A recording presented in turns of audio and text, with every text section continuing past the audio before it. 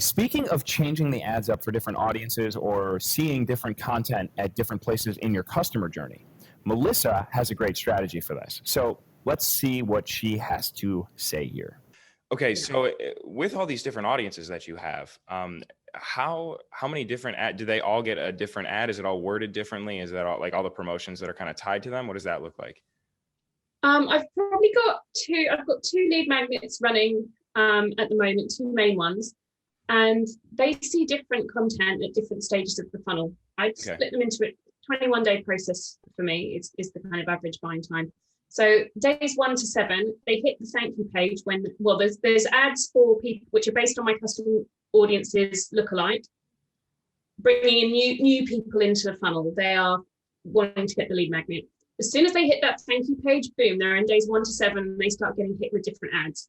So they will stop seeing ads for the thing which they've already got, because we don't want them to see that, because that's just wasting money. And they start seeing what I call nurturing content, which really positions me as an expert. They like short videos. They're prompting them always to either go and join the Facebook group or to go and watch the longer version of this video on my website. And there's no, I don't ask them to buy anything. That's just being helpful. And there's 7 pieces and there's 7 days. So they see a different one each day. Oh, wow. Yeah. And then they receive, I think, 3 emails in that 7-day period, which mirror the content that's on. They go out of the 7 days, then they're at the same time, after day 7, the emails start to tell them about what our products and what we can offer them. And then they'll be pulled out of the audience that sees the nurturing content, and they'll start to see sale content. They'll start things like testimonials, behind the scenes, before and after, do you want to buy this? Don't forget, have you thought about?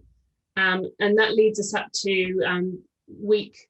I probably let that run for the 10 days, then they come out of that audience, and then there's just then they start to see last chance or the final retargeting, don't miss, and then if they come out of that and they still haven't bought something, if they time out the 21-day period, they'll see an offer for a downsell as well. Wow.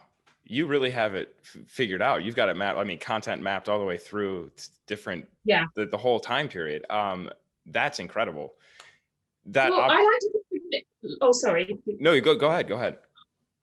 Well, I like to think of it as, a lot of people's main marketing strategy is that I'll say, what's your marketing strategy? And they'll go, yeah, I post a lot on Instagram. I was like, but what's the strategy? Yeah, I just post a lot and I do reels. So I'm like, this is all good, but that's not a strategy. Right. I said, imagine if you went to a party and you walked straight up to everyone and gave them a massive hug, even if you didn't know them, you made them sit down, you started telling them all about yourself. I said, you just wouldn't do that. I said, what happens in real life is you go in and you give your best friends a hug, but other people who you've not met, you go and introduce them. Introduce yourself, you have a little chat. Maybe there's people you've met once or twice before, you give them a little mini hug and you say you have a catch up, how you doing, you find out a bit more about them. You don't just go in and shout at everyone, which is effectively what posting on social media is if you don't have a content strategy, which people see at different stages of the relationship. If not, they just think you're a shouting weirdo who says the same thing to everyone. Yes. If it doesn't work in real life, it doesn't work online. I love that analogy so much. I have used that a few times myself, not as well as you just put it, but just the idea that you have different people, you have different relationships, and you're at different places. You talk to them about different things. They have different interests. You have different connections with them. You've known them for a certain amount of time. You've known them for longer or shorter. It's just you don't talk to everybody the same way all the time. So yeah, I mean that's a great way to put it. Wow, Melissa really has it down. But if you're just starting, remember, manage your own expectations, okay? Build one piece at a time. Identify areas where you can build out your strategy, where you could differentiate and segment and target an additional segment. Think about where it might make sense to add in another channel, or when someone should be pulled out of an audience because they've seen the ad enough times and it's just not working for them. And who knows? In your iterations, in your trials, you might surprise yourself.